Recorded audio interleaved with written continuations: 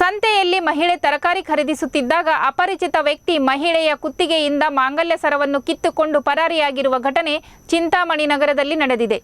ನಗರದ ಹೊರಭಾಗದ ಬುಕ್ಕನಹಳ್ಳಿ ರಸ್ತೆಯ ಮಂಜುಳಾ ಮಾಂಗಲ್ಯ ಸರವನ್ನು ಕಳೆದುಕೊಂಡು ಮಹಿಳೆಯಾಗಿದ್ದಾರೆ.